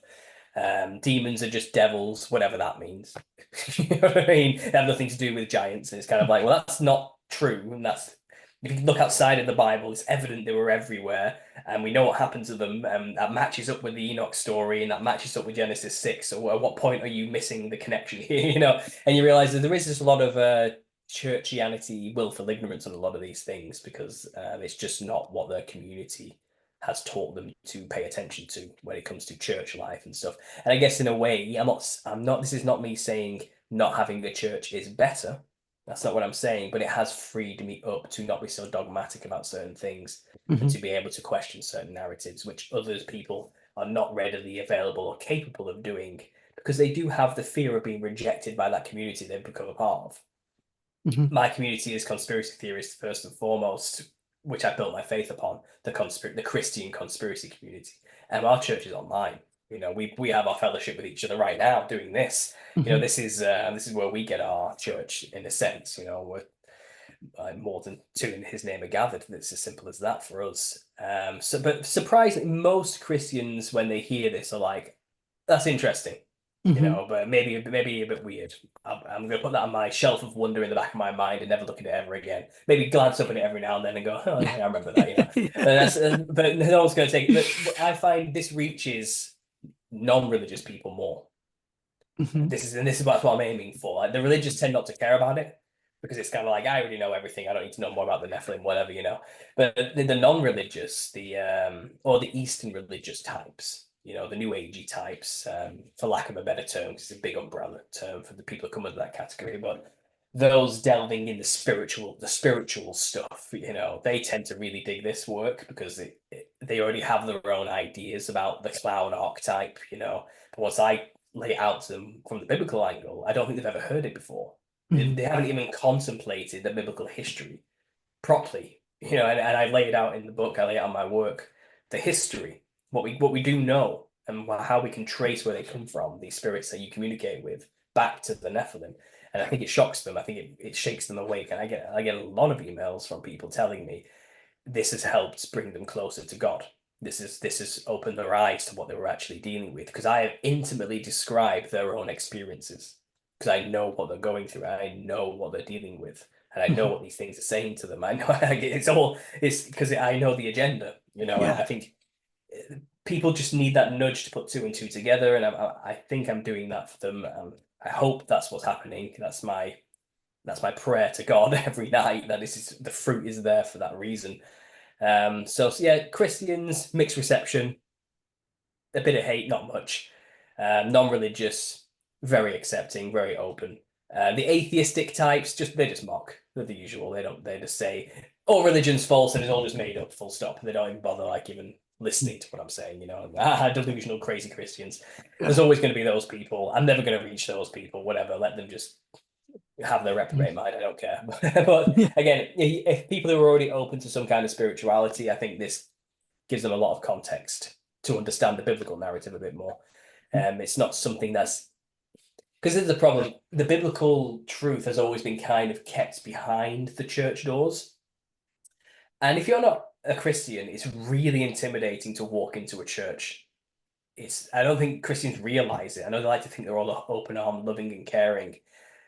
But to take that step from a secular world through the doors into a church is terrifying and Mhm. absolutely nerve-wracking. It's a huge leap for somebody to make, and they're not making them because they have no. How are they supposed to just get themselves into a community like that? It's like clicks. It's like a click, Mhm. they're not. It's not going to happen. And they come at it with these spiritual ideas that they're going to get rejected for talking about outright. And it's kind of and most churches, especially in England, don't even know any of this stuff I've talked about. They Yeah. do not. Our churches are not like America. Mhm. And I think Yeah. Americans don't quite understand that. They really don't understand what an Anglican church is like. Mm. Yeah. Like a Protestant church in England is like a Church of England. Let alone they don't even understand that concept, and it's predominantly Catholic anyway. But it's Mhm. kind of they're not like American churches. Yeah. They it's a community center at best. It's a Sunday meetup to have tea and cake, right? At Yeah. best, Yeah. Yeah. or a stuffy old church where a guy does a sermon for half an hour and everyone leaves. Like Mhm. it's not a place of what do you call it? Fellowship, I guess, as Mhm. much as you think it is. Yeah. It's in fact most people join a church in the UK because it's intimately linked to what school your child gets to go to. Yes. Yeah. Yeah. That's why people go to these. Oh, the Mhm. good schools are all religious. I need to be a part of that church. Therefore, my child has the right to go to that good school. That's Yeah. all they're really doing it for. It's not what you think it is. So it's just not accessible for the non churches are not accessible for Mhm. people who are at today. This day and age, it's not working. And that's not to disparage those who are already members of churches. I'm sure you're right with Christ, and that's great, and you're saved. We need to reach them, and the churches are not going to work. They're not working. I know they're not working because I was there. Okay, I understand what they're feeling. I understand that fear to want to know God but not knowing how to get through the door. Mhm. Not understanding that. And I think if we can get rid of the building for this new generation and let them know that fellowship comes from just talking to believers anywhere and everywhere, even if that's online, it's something. Do Mhm. it, and that's the community I'm trying to build. That's what I'm trying to do here. I'm not a pastor. I don't have a ministry. I never claimed to that. I'm learning with everybody else. But I have built a great community online and in Telegram where we can talk about these things and build that strength in our faith and things like that in a way that's more relatable to us, the Yeah. disillusioned crazies who like conspiracy theories and also believe in God. Mhm. Yeah. Um, I went off on a tangent there, but No, no, these are it's great what you're doing, man. And yeah, I can see because it's very different to. I talk to a lot of people in the US as you do as well. We're very much the same, but when it comes to religion, there seems to be a difference. So, not in the sense that what we believe, but how we talk about it and share our beliefs. Because in the UK, we don't do that. I don't know if any of my friends believe in God or not. I know like one or two that do, that are Christian, and and I believe in God, and I'm sure I've got very close friends that don't even know that unless they listen to this podcast or it comes up in conversation. We just don't Mhm. talk about it in the UK for some reason. No. There seems to be a stigma or something towards religion. it's a polite thing. We don't want to break the peace, and nothing's more controversial than religion or politics. Yeah, We just yeah, don't talk about it. It's yeah. like, That's it. oh, why bother? Why bother? We're having a good time. We're having a good coffee here. We're having a good meal. Don't bring up religion. Let's talk Yeah, about that now. We know where that leads. yeah, We saw what happened in America. Let's just not talk about any of those things. It's kind of that's yeah, kind of how we feel about it, and we yeah, have that satirical, dry, stiff upper lip, just shut up and get on with it attitude in yeah. Britain. It's kind of we've always had it. Keep calm, carry on. Hmm. And it's kind Yeah, of yeah, why do you want to be that guy who's just suddenly brought up religion? We're having a good time. It's kind of and we just don't do yeah. it. It's just not No. polite. It's the British way where we are politeness is kind of it's our thing. Hmm. If you don't believe us, just look at the way we queue. Okay, Yeah, like it's not what other people do in any other country. We yeah. queue like we could win the Olympics in queuing. Okay, but like you go to other Standing countries there for and an hour. Yeah. oh yeah, and we'll do it with a smile, quietly, and we won't complain. It's one of those type of things, and because it's fair. Everyone gets their turn at the right time. Hmm. It's kind of, and that's just how we behave. We don't, and we tend not to get flared up about things passionately in public. It's Hmm. leave that for behind closed doors. Do it in private. It's like religion is something you should practice in private. Yeah. You don't talk about religion, like that's your thing, what you do behind closed doors. Right now Hmm. it's all business. We're just talking about business now. And Yeah. that's just, again, it's alien to the majority of my audience because they're all Americans. So I think they don't quite Hmm. understand where I'm coming from sometimes when I'm trying to Yeah, explain yeah. to them my religious views. I think they think I'm being like uppity about it or something, or again Hmm. implying, oh, well, you think you're better than somebody because you're not a part of a church. It's like that's not what I said. It's that there are no churches that I could go to. Like you don't understand what it's like here. Hmm. Like there aren't just congregations with varying beliefs down around every corner. Like we don't have everybody and everybody's a pastor in America. Yeah. Like there's pastors everywhere. Everyone on the street corner is a pastor. It's like we don't Hmm. have that. We don't No. have that. We're predominantly Catholic in this country, predominantly, and we have some Methodists. We have Anglican, like I said, which is Catholicism light. We've got like maybe some Protestant churches here and there. We have the Church of England, which isn't even really a church. We've got there's loads of it's Mhm. not quite what it is in America. There isn't that freedom of religion and expression, Yeah. and it's more of a formality. Like you go there because it's the done thing every Sunday. You go there because that's where your friends go and where you get a chance to meet them and have a coffee afterwards. You're not going there to have a connection with God necessarily. You're going there, like I said, because it gets my kid into a good school, or it's things like that, or you're going there because it gives me an excuse to christen my kid so I can have a party. Gives me an excuse Mhm. for a party. Yeah, It's yeah. it's silly Or get things get like married in the that. church. If you want to get married in the Yeah, church, yeah. you have to It's like, attend. and it's all about aesthetics. Hmm. It's all about keeping up an appearance of piousness and Yeah. I want the pretty church wedding, therefore I'm going to go to church, like you said. It is, and the churches are hemorrhaging money. They're empty. The churches are Hmm. empty. In fact, Yeah. I believe it was the Church of England, because I was a wedding photographer Okay. last year, and I did a church wedding. And I was talking to the deacon. I think that's what it was, a deacon in a Catholic, an Anglican church. I don't know what he was. I can't remember now. But he said to me, basically, they've decided to do, you no longer have to be a member of the church to have a wedding. And they're going to start doing them like incredibly cheap because no one's coming to church. Like no one's coming to Interesting. church. Like they're Yeah. like no one's coming to them. No one's doing church weddings. Like no one wants a church wedding because they don't want to become a member of the church first before doing that thing. So they're losing a lot of money not having weddings because Hmm. of that requirement to be a member of the church first. So they're dropping that and they're making them cheap. Hmm. And it's kind of because the churches are empty. The Yeah. generation that filled them is dying. Yeah. Yeah. And Old they're not. And age. they're not coming in. They're not replacing. They're replacing. No, like I said, and the only ones that do seem to be thriving or have a youth about them, a youth collective. I'm not gonna lie, I've been in they're like cults. They're very weird. Okay, they're like Mhm. a small building that has like a really fancy foyer that looks dead design. It's like I feel like I'm walking to a Scientology building. You know what I mean? I feel like, and you see these really happy young kids everywhere doing volunteering constantly for the cafe, and it's kind of like this is like just like an enclosed enclave cult they've got going on here. Mhm. Like, and all the charity work or giving up their own time they're doing is like to work in the cafe next to it for half an hour for free, and it's kind of like that's their volunteer work for the day, and it's really odd, and I don't get a good vibe from it, and I'm sure they Mhm. must do nicely, but it's not accessible again, and Yeah. I'm sure they're only there because their parents made them go. It's Mhm. that type of thing, and it's how do we reach those people in England who weren't raised religious? Mhm. What are we supposed to do? Because everything is against them Yeah. Yeah. getting there. Nothing's helping them get there, and it's a miracle if they get there. Like I said, Mhm. I had to go through some weird stuff to get there myself, and that's not likely for everybody. That's going to happen, And it's these are the things I think about on a daily basis. Yeah. Yeah. No, it's right, man. And we've got a lot of beautiful churches, like a lot. Mm, And if they're not making money, eventually they could be. Some of them could be gone, which is very sad. That's a sad thought as well. I mm. don't know, man. I don't know because it does seem. They get sold to become flats usually, or something like that, or some kind of Yeah, yeah. I mean, there's a yeah. church. There's a church in Bournemouth where I live, which is now a nightclub. It still looks like a church. Inside is it's still a church, but it's a nightclub. And Oh yeah. that's what's going to happen to a lot. I know it's happened to a lot already, but Yeah, it has. It has. yeah, Even where I am here near Manchester, it's everywhere. That happens all the time. They've been turned into like lofts or something, some weird, yeah. interesting looking loft conversion of some kind, or they're just outright abandoned.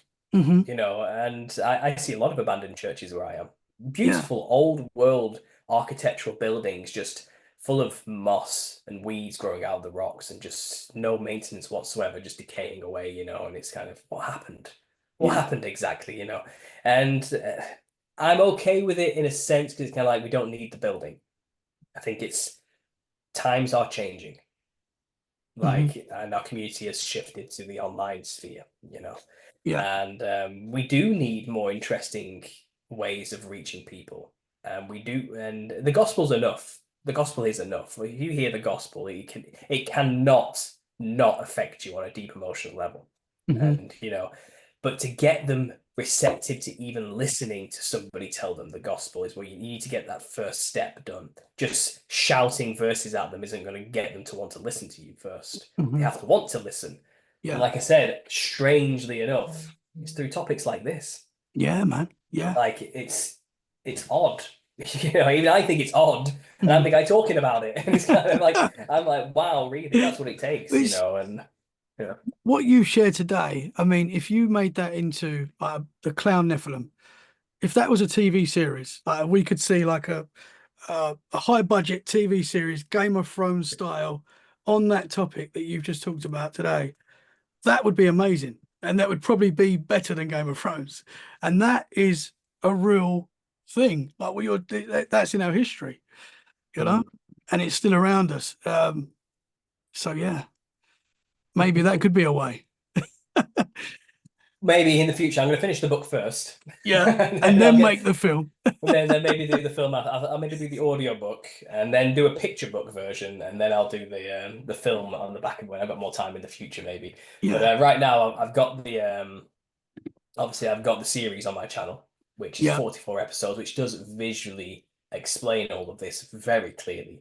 Hmm. And even right now, while people listen on my channel to this podcast, there's a huge slideshow of 700, almost 800 images I've compiled showing this visually when I'm talking about the clown connection to the demons and Nephilim.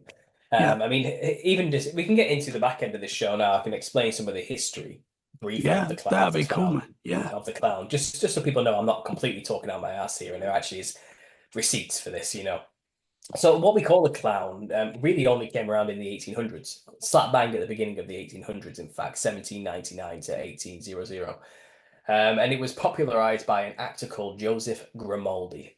And Joseph Grimaldi is the father of modern clowns. That's how it's been dubbed. Even today, people still hold like events in his honor every year around his grave in Clapham Common, I think it is, in London. You can even dance on his grave. It's musical. It makes noise. So Wow. yeah, yeah, that's what I mean. So he's the father of modern clowns, equated as the greatest comedian to ever exist. And the costume he wore is what the industry standard became from that day. It's what all modern clowns are modeled after. And it's terrifying. His costume is absolutely terrifying. I'm not going to lie. You look at it and you think that is psychedelically weird. And it's just like a fully grown man baby. It's really weird. You know what I mean? And it's certainly terrifying to kids, I'll say that much, just at a glance. No kid would enjoy that. But he was hilarious. People loved him. They loved this guy. They could not go and see him without splitting a gut, you know what I mean? So when he was dressing in this new clown costume style in the 1800s, people were like, we have to copy him because he's just the best. What this guy is dressed like is the only way a clown should look from now on. But when you look into where that costume came from, you realize he didn't actually create the costume. That's nothing to do with him. The costume was created by a son of a Freemason called Charles Dibdin Jr. Charles Mungo Isaac Dibdin. Okay, big long name there. Now his father, Charles Dibdin, I know, right? It's to complicate things. His father, Charles Dibdin Sr., was a prominent Freemason, a member of the Leicestershire Lodge. He was famous for writing so many orchestral plays and songs for maritime sailors to sing in the British Navy. He was equated with, in fact, winning many of the wars of the British Navy during that time by keeping the morale of the men up with his music. He was a big deal. He was like a media mogul of the day. He was like Illuminati industry guy of the day, like he was in control of the theatre sector, that's what people were being entertained with back then, and that's what he was in control of. But his son, in true nepotistic fashion, was given the honor of becoming the showrunner, the lead writer and head of the Sadler's Wells Theatre in London. So obviously he only got that position because his dad was famous, it was a famous Freemason. And it was his son, Charles Dibdin Jr., who created the costume of a clown and made this actor who everyone loved dress in it, which is Joseph Grimaldi.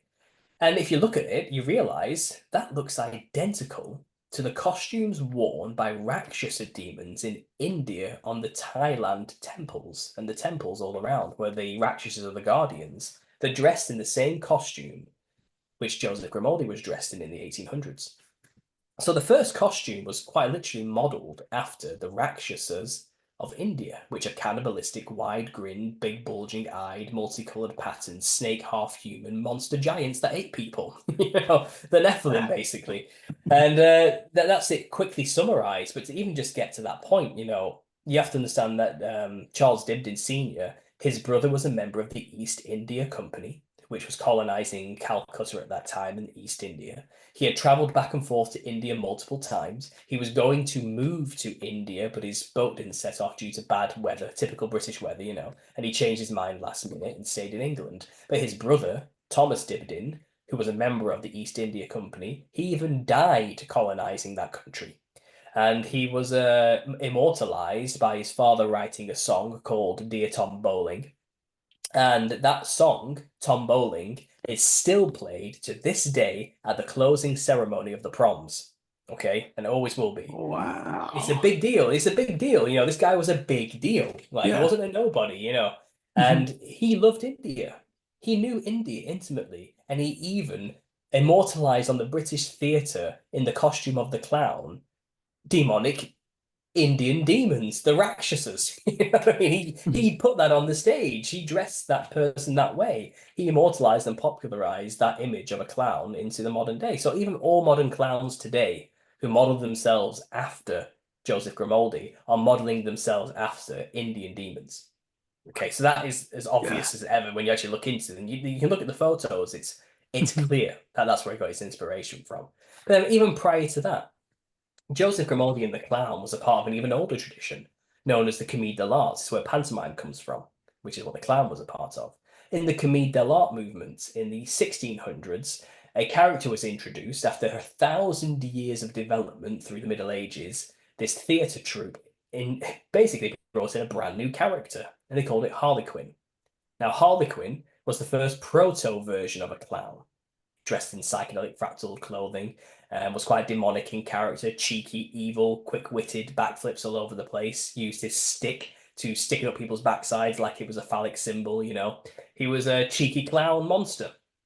And he was modelled after the Wild Man of Europe, which is the Europeans' version of the Nephilim, the giant hairy men of the forest, the Nephilim giants of Europe.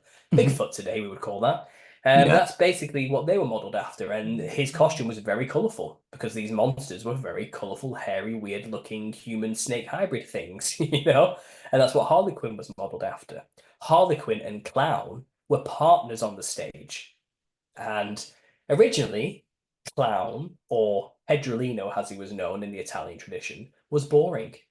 Wore boring white clothing, wasn't a very smart character, was basically the foil for the very smart and agile, witty Harlequin, you know. And he was like Laurel and Hardy, the intellect and the dimwit, you know. Hmm. But as time went on, Harlequin kind of became the boring dimwit, and the clown became the more witty, demonic type character. And as a result, that's when the clown got a new costume change from a boring white servant rag to the colourful Rakshasa demon. So basically, clown is just a continuation of Harlequin's original character, and he was modeled after the demons of Europe, and the costume he was dressed in was modeled after the demons of the Rakshasa. So, whichever way you cut it, clowns have always been a representation of the demonic. Wow. Always. Yeah. It was never not. Wild. You know? Yeah, and then no, then going Wild, into man. that, you have circuses appear Hmm. after the 1800s, moving out west into the expansionist movement of America. And that was the whole of the thing, because no longer was the clown confined to the theatre and pantomimes, but he became more of a prop for circus shows. He would do some juggling acts and do some tightrope walking in between scene changes of a circus, to keep the audience's eyes distracted while things were going on in the background. But that clown costume again was modeled after Joseph Grimaldi, and you find the businessmen of America were taking over circuses during that time, and one of them was Phineas Taylor Barnum, P.T. Barnum. P.T. Barnum was a entrepreneur businessman who basically was evil as hell. He did not care how he made his money. He would manipulate people as much as he possibly could. He's the one who invented the freak show, getting people who were deformed to be in front of the public for money, And he Yeah. introduced a freak show to the American circus. He's that guy. And he teamed up with Bailey, who had a menagerie of animals, to create P.T. Barnum and Bailey's combined circus. And that's where we get that coming from. But P.T. Barnum, who, by the way, invented the three-ring circus, he kept adding rings to make it grander and bigger. But he's the one who basically created a three-ring circus.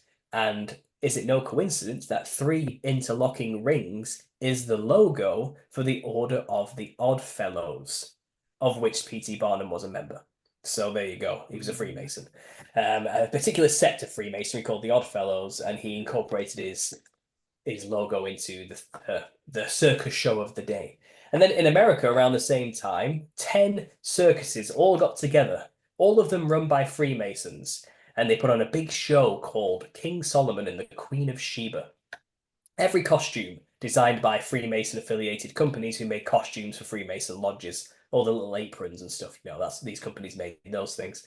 All the artwork was created by Coulrophobia, who was a British Freemason, an artist. And the whole thing was a Freemason affair from start to finish. Every single aspect of it was designed and created by Freemasonry. The entire show about King Solomon and his grand court and his many wives controlling the demons with the ring and everything. Yeah, all of it from Freemason lodge rituals. Freemasons love King Solomon. They're obsessed with the guy. They're all about remaking his temple, redesign. King Solomon was the first master mason. That's how they see him. And if you look at a circus, you have the ringleader who wears a top hat, yes? And he orchestrates the circus show and he controls the clowns, yes? Yeah. So that is basically a Freemason ritual.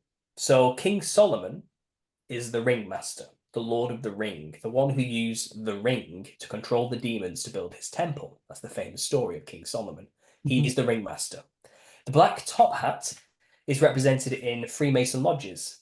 The Grand Worshipful Master of a lodge, the head of the lodge, is the only member allowed to wear a top hat because it represents the crown of Solomon.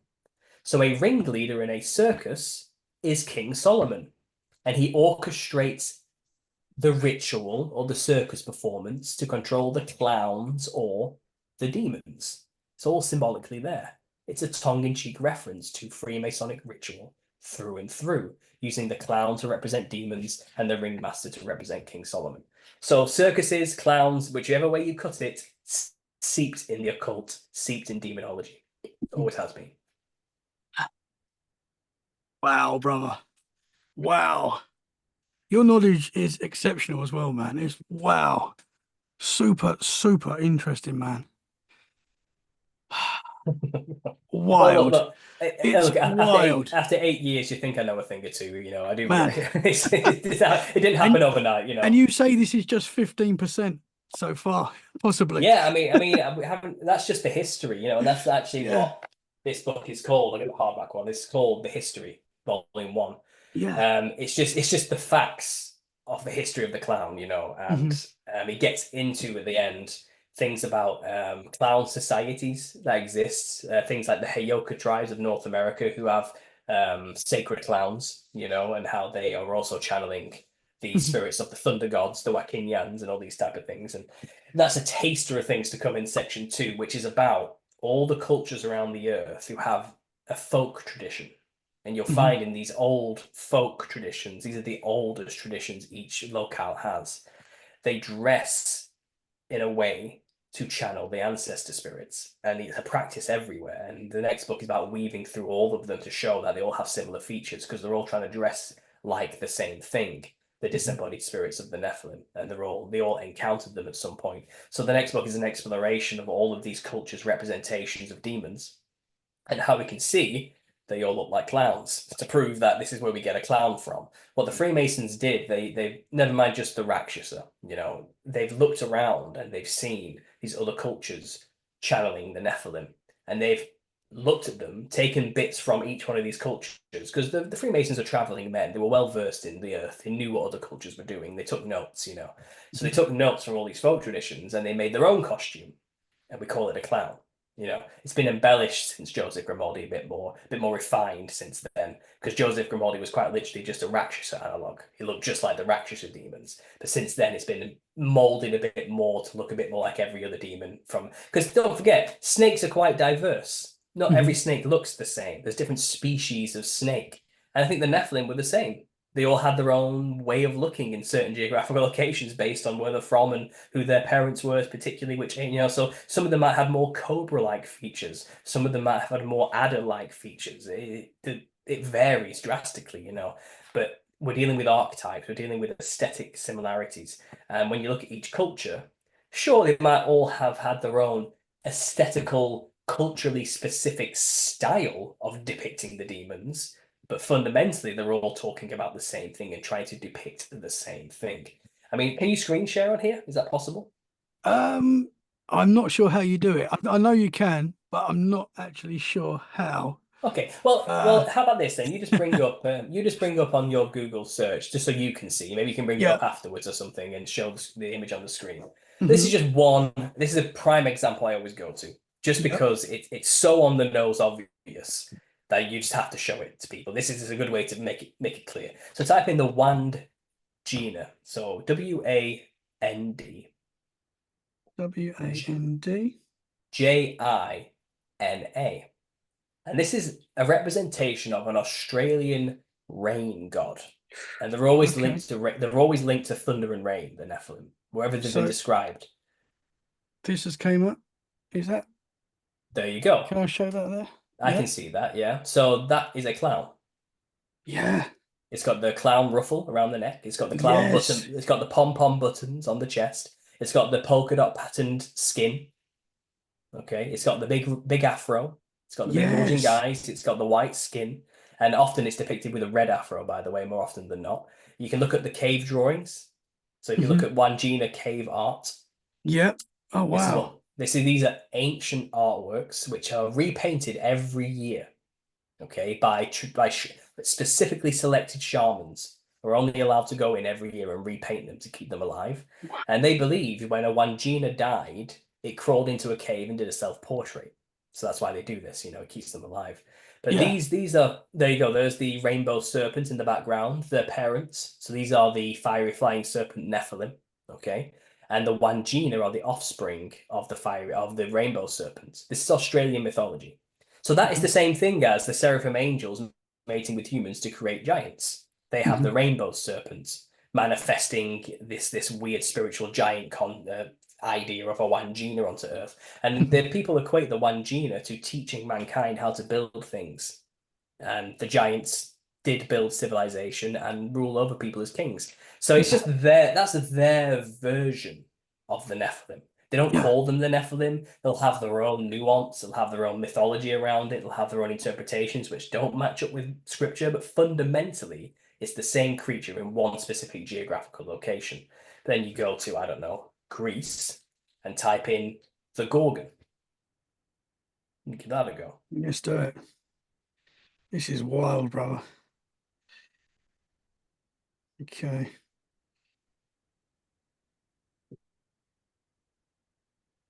Have I spelt this right? No, that's not it.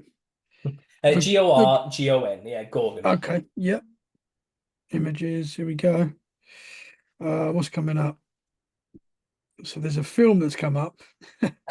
What's the idea? They do like to complicate things. So type in this has come up. Don't know if that's anything. Okay, so that's Medusa. That's how she's typically depicted. She is a Gorgon, yes. That's actually a very modern interpretation of what she looked like. Type in Gorgon rock art or stonework or Gorgon. I think they call them Gorgonians when they're on a shield or something like that. Okay, Yeah. this one's come up. I don't know if that's right. I'll do it on my phone. Let me show you. I'll show you. This is a good. It's a good way of doing Sorry, it. man. To be quick. Yeah. No, it's all right. Wild. But this is just a brief example of what I do on my channel. I've got this all laid out visually for people to see. Yeah. And again, today I'm just trying to quickly give you a few snippets of what I've done here. But it's actually Gorgonia. Let's put Greece next to it. That probably help. But it's wild how this is in every culture around the world. Like they're telling their own version, but Absolutely. It's ultimately the same thing. So which is amazing. You saw Medusa there with the snake serpent thing. Well, Gorgons were actually more depicted like this originally. Okay. They are half divine, angel-winged humanoid creatures with a big wide smile, as you can see. Yeah. And big bulging eyes. Okay. They weren't snake-bodied people. They're more the Nagas of India, which are represented there. It's more of a modern rendition to see a Gorgonian looking like that. They actually were depicted more so like I just showed there. And when there's colour added to those, traditionally, they have red hair, pale white skin, big wide grin, bulging eyes. That's what the Rakshasas of India look like. The Rakshasas of India look identical to that. And that's traditionally what one actually looks like. That's what they really look like. They don't look like Medusa with snakes for hair. That's a very modern interpretation. And the real smoking gun here is, if I can get you have to see this one. Gorgon on Athena's chest. So the myth goes that Athena sent Perseus to kill the Gorgon. And after Perseus killed the Gorgon, he gave her the head as a gift. And Athena wore the head of Medusa on her chest as a protective amulet or emblem. Now, Athena's a giant, so the head's tiny on her. But when you actually look at the artwork relief here, it's on a pot. Okay. Oh, wow, if you zoom in on her chest, if you can see, that is the face of a clown. Yes. Oh wow. Yeah. And traditionally speaking, Gorgons, there's many myths, but the more modern interpretation is that Athena turned her, I think it was like her servant, into the Gorgons as punishment because her husband lusted after her or something like that. But that's more of like a fan fiction that was made way after the mythology. The oldest mythology on where the Gorgons come from is that Phorcys, a primordial serpentine water sea god, so a fallen angel, and a serpent angel from the sea, so a fiery flying serpent, but a sea version, mated with Echidna, who was a siren. And sirens, as is explained in the Book of Enoch, are human women who mated with fallen angels, and as a result, they became sirens. That's what it says in the Book of Enoch. Echidna was a siren. She was a human woman who had been transformed into a serpent monster. Okay, so she was given serpent legs, but she was still a human woman on top. And I think the transformation was done on purpose to make these women very hardy. It kind of gave them superpowers. Once they became mixed with the serpent and hybridized, they could then withstand birthing a giant. before they died. You know, I think that was the point. They needed to be hybridized first so they could be impregnated and give birth to monsters. Mhm. Otherwise, the women just died. It was like Alien. They burst out of the belly and they bled out, you know, because these giants kept growing. I think if they had been sirenized first, they had a chance of surviving the birth process. So Echidna is called the mother of monsters. And she gave birth to like 12 of the most famous Greek monsters to ever exist. Cerberus, the three-headed dog. We got the Hydra, the thing where you cut its head off and more just grow. All these, that's just a few. Look at the list of Echidna's children. The Yeah. Gorgons are on there, okay? And the Gorgons are on there. So the Gorgons are the offspring of angelic serpent gods from the sea mating with human women. Mhm. They are Nephilim. Okay, so that's what the Nephilim look like. They look like the Gorgons with the big wide smile with the buckshot teeth and big bulging eyes. If you look at the Rakshasa demons of India, let me just get some of them up quickly for you. Let's look at It's the amazing, man. let's look at the Rakshasa demons of Sri Lanka. Sri Lanka is an interesting one because they have a very stylized version because they have these masks of their rituals. They looked like this. Yeah. That's their version of the Gorgon. It's the same thing, but this is worlds apart, continents apart, Yeah. cultures apart that have no business being related to each other in any way, shape, or form. So why do they have an extremely similar depiction of a demon? Because they all witnessed the exact same thing. They all Yeah. experienced the same monsters, these things, as you can see. Yeah. You know, so that's their sorry, Wow. my ring light's in the way. Let's get Yeah, no, that out of that's the cool, man. way. You know, that's their version in their masks. But that's the Sri Lankan Wow. take on the situation. Let's look at the Balinese take, the Kalasungsang. This is the upside down demon. That's how they see it, and this is in Yeah. Bali, off the Polynesian islands, far away from India. That's what they were encountering, the same things. Mhm. There you go. There is depicted again in artwork with the big wide smile, buck teeth, bulging eyes. These are the Gorgons of Greece. It's the same thing. These are the Wanginas. Wow. You know, it's the same thing, but Yeah. different cultural depictions of the way they looked. Here again, the Kalasungsang demon. If we look at And it, the ones on the temples of Thailand, as I mentioned earlier, yeah. the Rakshasa Thailand temple guards.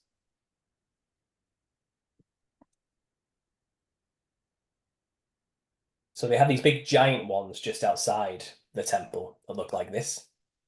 White skin, patterned Yeah. clothing, big grin, buck teeth. Then they have these. Literally. It is. It's really on the nose when you actually start looking at it. And they have these little ones here. Can you see?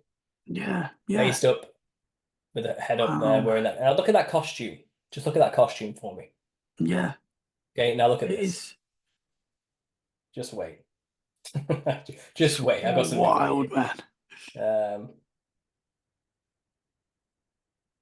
and there is Joseph Grimaldi at his peak Oh, in the same wow. position, It is. Yeah. It's wearing the exactly same what it is. wearing the same costume in the same position as the Kalasungsang demon I just showed you there from Bali, where he's upside down with his head facing up. But he's dressed in the same manner as the Wow. ones on the temples of Thailand. He's modeled after the Rakshasas of India.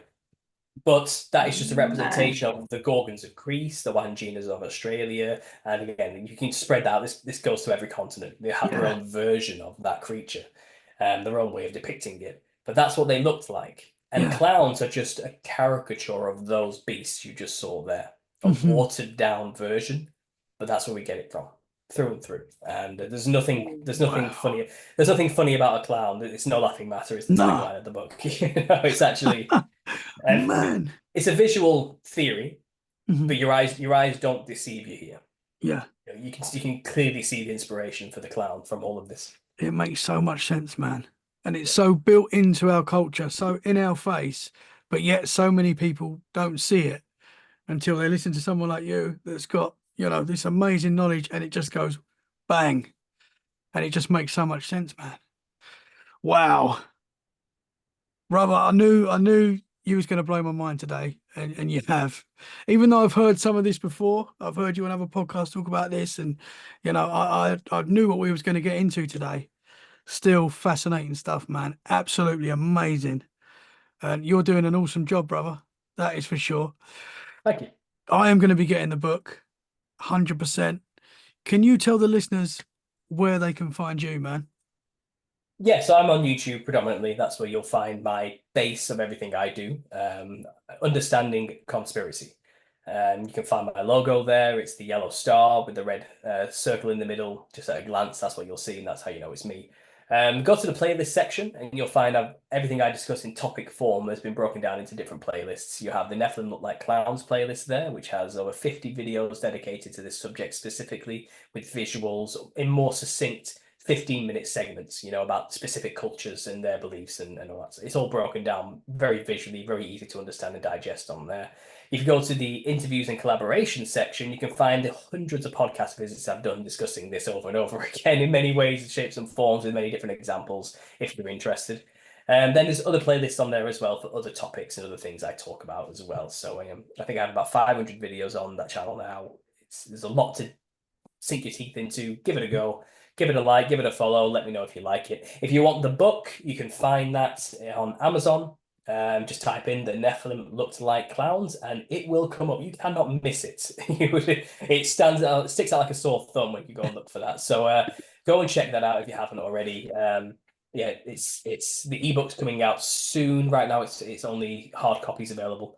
But yeah, you can get the book, which lays out history there, and the second book should hopefully be out in a year's time, which will complete that body of work. But everything I have discussed is all for free on the channel if you don't want to get the book as well. So I'm not withholding information or anything. The book is basically just a compilation of everything I've been doing over 8 years into written format.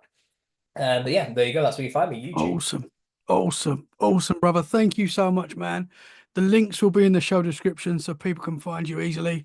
It's been an absolute pleasure. Thank you for your time today, sir. Would love to do more with you. I'd love to talk to you more. I know we can go deep into other topics. So thank you very much if you don't mind doing that. And yeah, just keep up the great work, brother. Thank you. Thank you very much. Thanks for having me. Thank you very much for listening, guys. If you've enjoyed this episode, share it where you can. That is a great way to support the show. We'll be back very soon for more freaky conversations. In the meantime, stay safe and keep it freaky. Bye for now. Thank you very much, brother.